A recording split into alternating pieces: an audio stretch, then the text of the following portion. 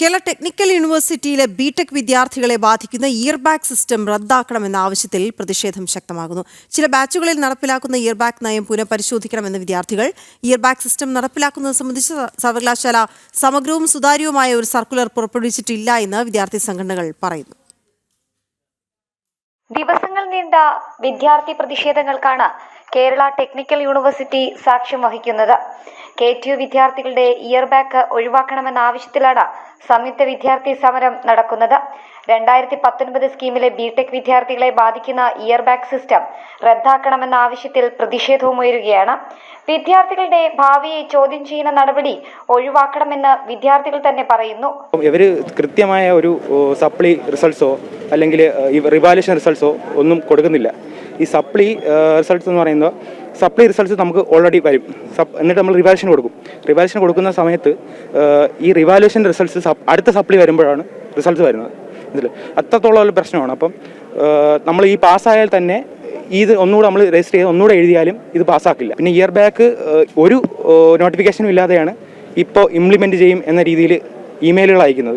ഒരുപാട് വിദ്യാർത്ഥികൾ നമ്മളെ വിളിച്ച് സംസാരിക്കുന്നുണ്ട്. ആത്മഹത്യയുടെ വക്കിലാണ്, ഞങ്ങളെ വീട് കടത്തിലാണ്, ഞങ്ങളിങ്ങനെ ഇത് ഉണ്ട് എന്ന് നമ്മൾ ഒരു സെം മുമ്പെങ്കിലും അറിഞ്ഞിട്ടുണ്ടെങ്കിൽ നമ്മളിത് പൂർണ്ണമായും പഠിച്ച് എഴുതിയെടുത്തിരിക്കും. പക്ഷേ നമുക്കൊരു സെക്കൻഡ് ചാൻസ് കൊടുക്കണമെന്നാണ് ഇപ്പോൾ പറയാനുള്ളത്. ചർച്ചയ്ക്കോ വിഷയത്തിൽ ഉചിതമായ നടപടികളോ സ്വീകരിക്കാത്ത രജിസ്ട്രാറുടെ നടപടിയിൽ പ്രതിഷേധമുയരുന്നുണ്ട്. വിദ്യാർത്ഥികളുടെ ഭാവി തുലാസിലാക്കുന്ന നടപടിയാണ് മഹത്തായ സർവകലാശാലയിൽ നടക്കുന്നതെന്നും ആക്ഷേപമുണ്ട്. എഡ്യൂക്കേഷൻ സിസ്റ്റം ഫെയിലിയർ ഉണ്ട്. ഓക്കെ, അത് അക്സെപ്റ്റ് ചെയ്യാതെ അല്ലെങ്കിൽ ഇപ്പോൾ തന്നെ ഈ ഒരു ഇയർബാഗ് സിസ്റ്റം മാറ്റാൻ വേണ്ടിയിട്ടുള്ള ഫർദർ കാര്യങ്ങൾ ചോദിക്കുന്ന സമയത്ത് അവർ പറയുന്നത് കുറച്ച് ലീഗൽ മാറ്റേഴ്സ് ഉണ്ട്. അപ്പോൾ ലീഗൽ മാറ്റേഴ്സ് ഉള്ളത് കൊണ്ട് തന്നെ ഒരു സിൻഡിക്കേറ്റ് മീറ്റിംഗ് ഇപ്പം ചേരാൻ കഴിയില്ല. അത് ചേരാതെ ഒന്നും ചെയ്യാൻ കഴിയില്ല. ഓക്കെ, ഒരു ലീഗൽ മാറ്റർ വരുന്നതും സിൻഡിക്കേറ്റ് മീറ്റിംഗ് വരുന്നതും വരാത്തതും ഈ സ്റ്റുഡൻസിനെ അഫക്റ്റ് ചെയ്യുന്നത് എന്തിനാണ്? ഓക്കെ, അത് അവരുടെ കാര്യം. ഓക്കെ, അത് സിൻഡിക്കേറ്റ് യോഗം കൂടണോ അല്ലെങ്കിൽ അതിനകത്തുള്ള രാഷ്ട്രീയം, അതിൻ്റെ ഇന്റേണൽ പൊളിറ്റിക്സ്, എക്സ്റ്റേണൽ പൊളിറ്റിക്സ്, അത് അവരുടെ മാറ്റർ. അതൊരിക്കലും ഒരു സ്റ്റുഡൻസിനെ അഫക്റ്റ് ചെയ്യേണ്ട കാര്യമില്ല.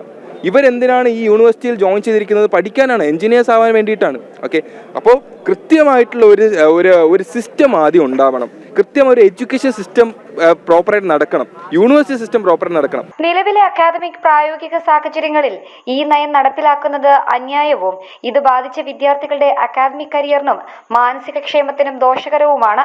സംയുക്ത സമരം തുടരുന്ന സർവകലാശാലയിൽ ABVPയും സമരരംഗത്ത് വിദ്യാർത്ഥികൾക്ക് ഒപ്പമുണ്ട്. നമ്മുടെ കേരളത്തിൽ ഈ കഴിഞ്ഞ കുറച്ച് വർഷങ്ങളായി തന്നെ വിദ്യാർത്ഥികളെല്ലാം തന്നെ പല വിധത്തിലുള്ള നീതിക്കും ആവശ്യങ്ങൾക്കും വേണ്ടി സമരത്തിലാണ്. ഇന്ന് KTU വിദ്യാർത്ഥികൾക്കും തെരുവിലിറങ്ങേണ്ട അവസ്ഥ വന്നിരിക്കുകയാണ്. ഇതിനെതിരെ കൃത്യമായി നമ്മളെല്ലാ വിദ്യാർത്ഥികളും ഒത്തുചേർന്നുകൊണ്ട് പോരാടുകയും ഈ 2019 സ്കീം റദ്ദാക്കുന്നത് വരെ തന്നെ നമ്മൾ ഒപ്പം ഉണ്ടാവുകയും ചെയ്യേണ്ടതുണ്ട്. ഇയർബാഗ് സിസ്റ്റം നടപ്പിലാക്കുന്നത് സംബന്ധിച്ച് സർവകലാശാല സമഗ്രവും സുതാര്യവുമായ ഒരു സർക്കുലർ പുറപ്പെടുവിച്ചിട്ടില്ലെന്നും ആക്ഷേപം ശക്തമാണ്. ജനം, തിരുവനന്തപുരം.